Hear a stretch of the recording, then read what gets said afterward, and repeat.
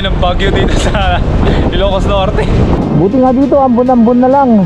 Pero pansin nyo, talagang super foggy na rin dito. Cagayan to Apayao Road, hindi natin manutuloy yun for sure.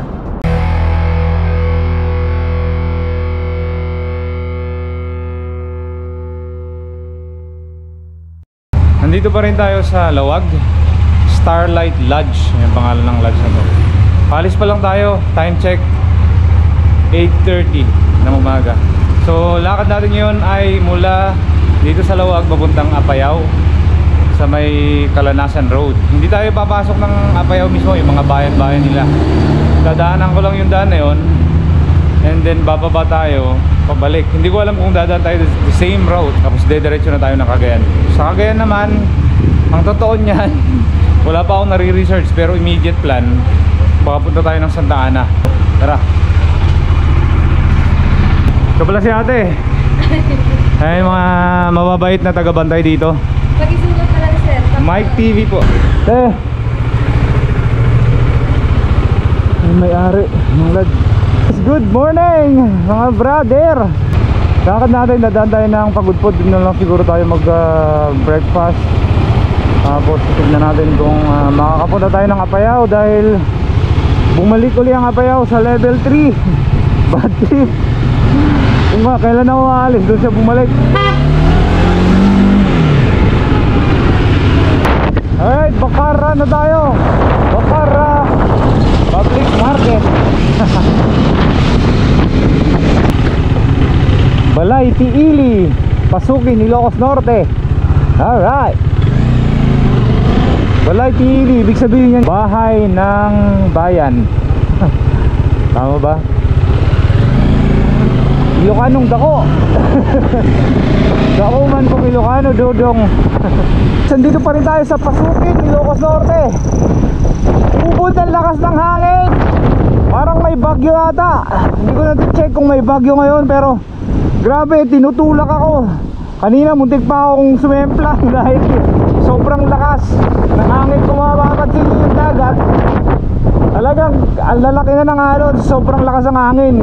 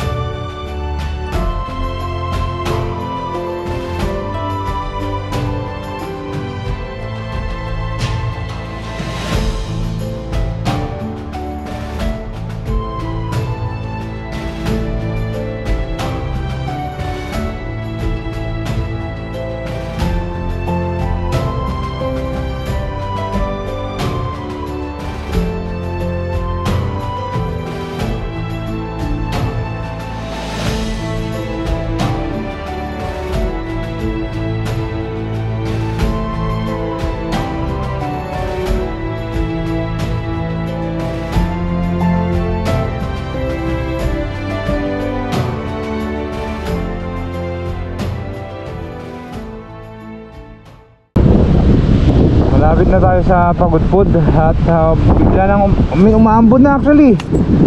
Umaambon na. So stay muna tayo dito, hanap tayo ng mga kainan, may pagkain naman yata sila. Let's go, let's go. Ganda ng view.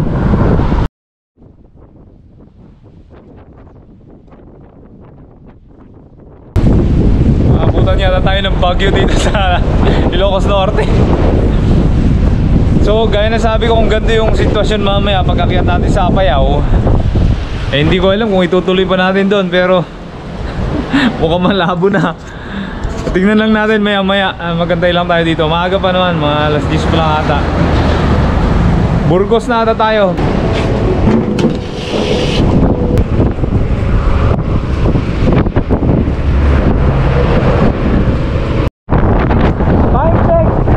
Time check 10:45. Mag-aalas 8 na.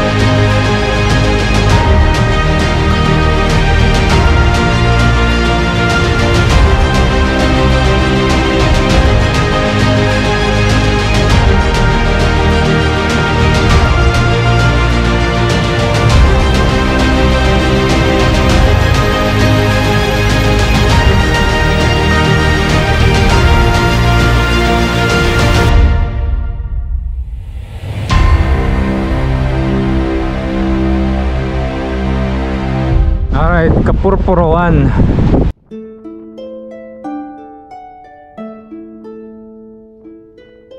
Good morning, bad weather. Grabe na to.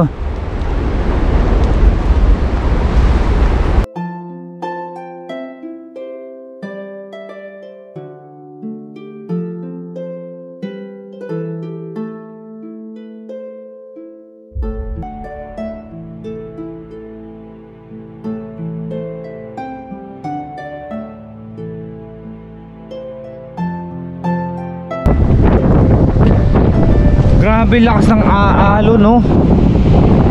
Epic. At tinawag na Kapurpurawan dahil dito. Alam sa Ilocano kasi, ang puro kasi is white. Horseback riding.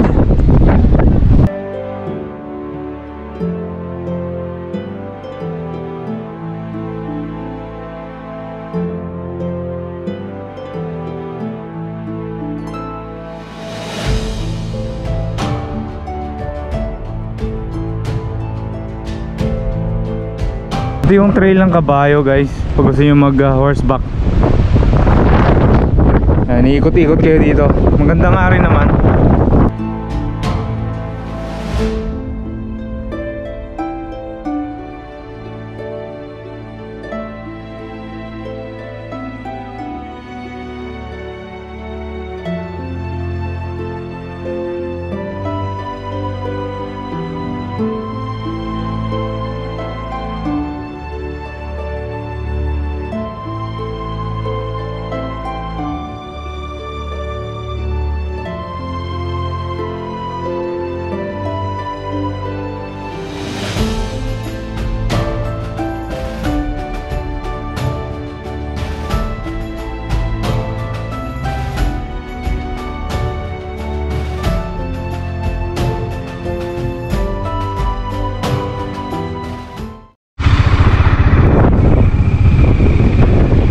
Alright guys, let's go sa go. Kapurpurawan, rock formation. Diretso na to ng Viaduct.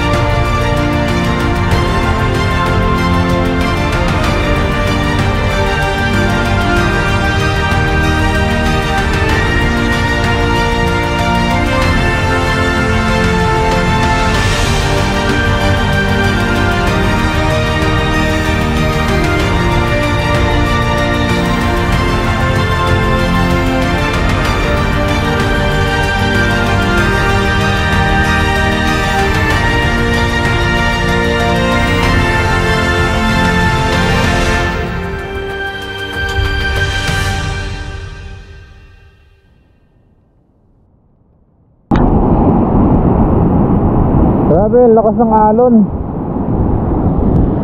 Buti nga dito, ambon-ambon na lang. Pero pansin nyo, talagang super foggy na rin dito. Lalakas ng alon, no?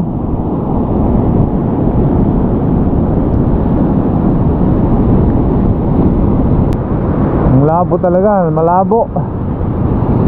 So baka hindi rin natin maitutuloy sa Kalanasan ngayon. Pero magtanong lang tayo kung pwede bukas natin itutuloy sa Kalanasan Road. Papasok lang muna tayo ng Cagayan, tapos mag-inquire tayo kung anong mga requirements ng Apayao. Kasi level 3 na uli sila, alert level 3.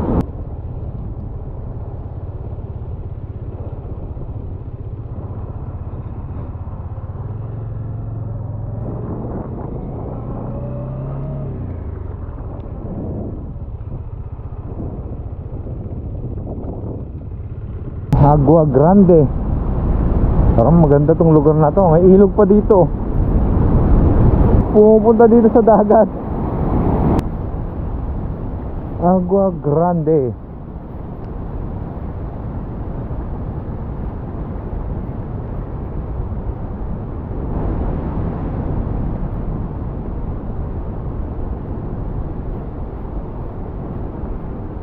Meron kaya silang room?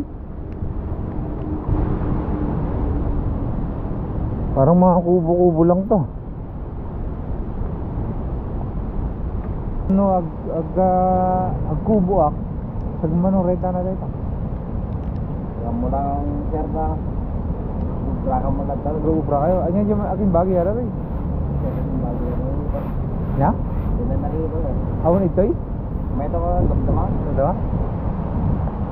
Ay, pagpaturugan pa ito naman. Itoy. Boleh na pagturuan. Oo, meron. Sige na lang. Ada mo duyan ko kung baka pigsaan na ito tudo. Patay tayo dyan. Hanggang Cagayan pala to. Pupunta ako ng naalangan na akong pumakyat sa Apayao eh. Kasi kung gandun ako nakakatakot doon. So obviously ginagawa pa lang itong ayan ko kung bahay to, accommodation. Parang ano to eh, resort na rest house. Para siyang ganon. Ang ganda. May swimming pool pa dapat doon, no? Siguro drain na dahil nga wala nang napamasyal dito.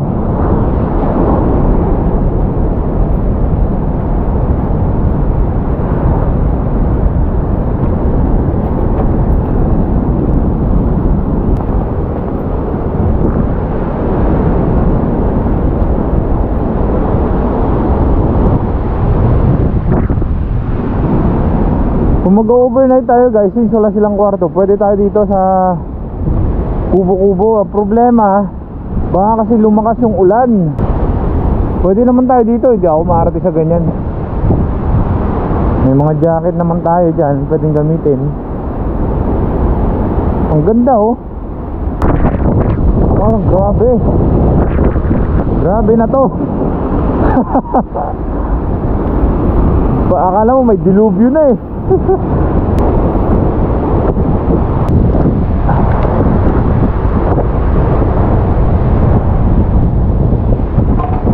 Cagayan to Apayao Road, hindi natin manutuloy yun for sure.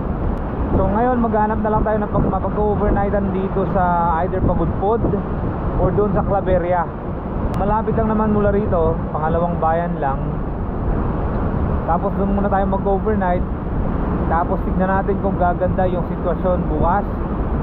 At least kung umaraw okay lang sana. Pero sa gantong sitwasyon, naakyat tayo sa bundok. Di rin natin ma-enjoy yung lakad natin kung gantong panahon ngayon. So ngayon, enjoy ko muna itong lugar na to, napakaganda. Kasi ito nga lang, pagdating mo dito sa dagat, grabe. Akala mo may dilubyong darating, napakalalakas ng alon. Napakalalaki.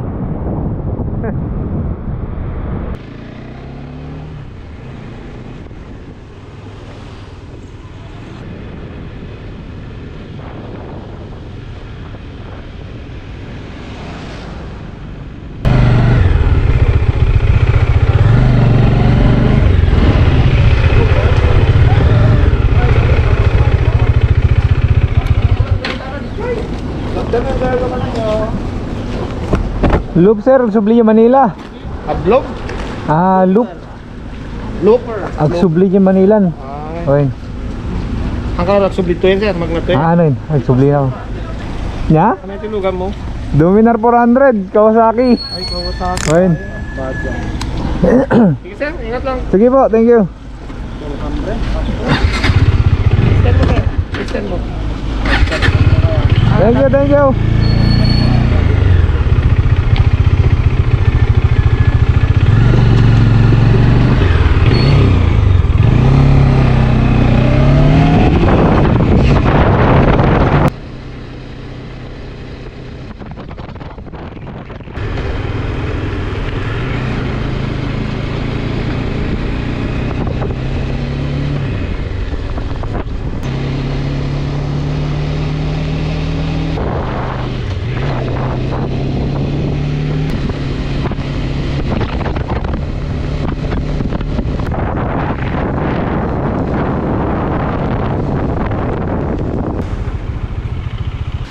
Pwede tayong sumilong-silong muna dito. At ito meron ding view deck, konting view deck para makita nyo yung dagat. Epic din tong lugar na to, no?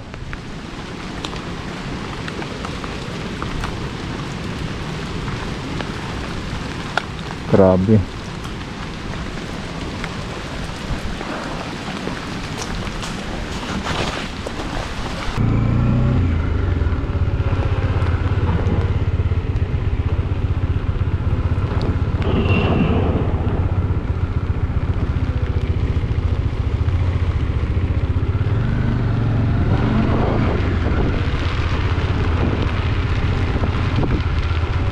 Malas lang dahil umuulan.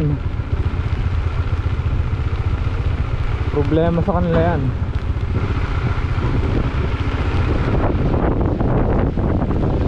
Sus, Maria. Actually mahaba to guys ha. Ngayon ko lang may record talaga yung ngayon ko lang may record. Mahaba-haba to.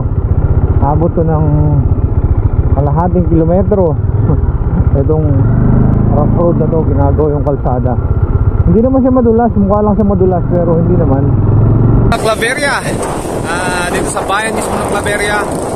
Nakahanap na ako ng pwedeng pag-overnightan, pupuntahan lang natin. Oh wow, parang Baguio Hills daw.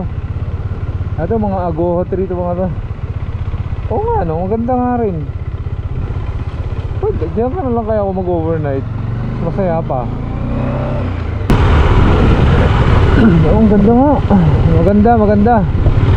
Park pala to. Isa siyang park sa gilid ng dagat.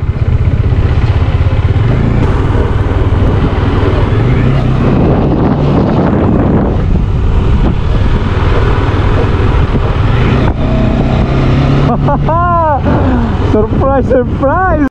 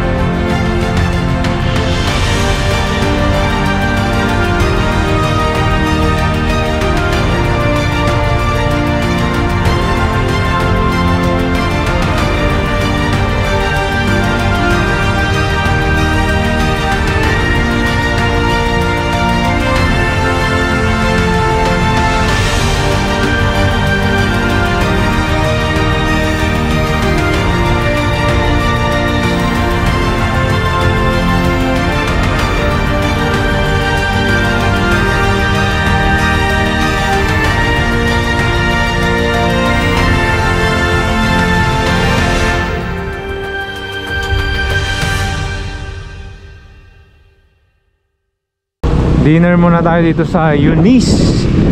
Ay, hindi, Eunice Venice. Ayos to ah. Eunice Venice Restaurant. Tabi lang din ng dagat to. Ito yung tinatawag nilang Boulevard. Saan ba tayo? Yung mga kubo-kubo sila rito. Ay, ang ganda nga. Pero grabe yung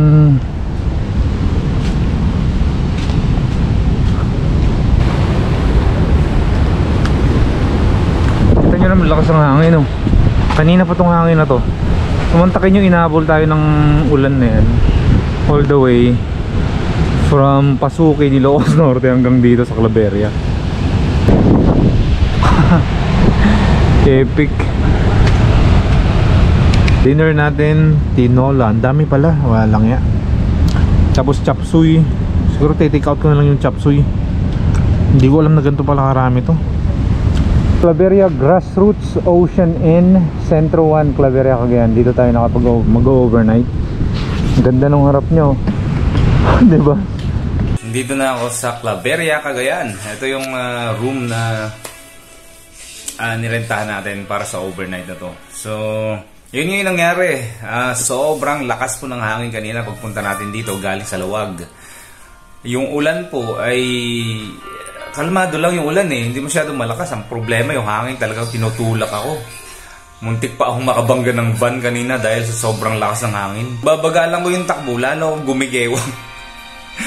Lalo akong gumigewang. Lalo na doon sa Ilocos Norte. Pagdating natin ng Pasukin, lalo na doon sa Burgos. Grabe na doon. Tapos pag dire-diretso na yun hanggang dito, ganun yung sitwasyon. Maulan, tapos malakas ang hangin. So napag-alaman ko na dahil pala sa amihan yun, low pressure area ata, napalabas na rin papunta ng Taiwan. Bukas inasahan pa rin na maulan. So yun lang yung cons na ito ngayon. Sabi ko mag-overnight ako para tignan yung sitwasyon bukas, pero kakapanood ko lang sa balita ay ganun pa rin daw ang sitwasyon banda rito sa Cagayan, Ilocos Norte. Hindi naman nabanggit itong Apayao, pero syempre mataas na parte yan eh. So ina-expect ko na ganun pa rin, ganun din yung katulad ng sitwasyon dito sa baba tsaka doon sa Apayao. So kung humupa ng konti, pwede nating pilitin. Fingers crossed, sana nga pagbigyan tayo ng panahon para maituloy na natin sa Apayao. Kung hindi tayo matutuloy bukas, dadaan muna tayo ng Santa Ana sa dulong bayan ng Cagayan. Okay, katabi po yan ng Apari. Dito muna natapusin itong vlog na to. Mike TV po, signing out. Don't forget, like, share, and subscribe. Ride safe always.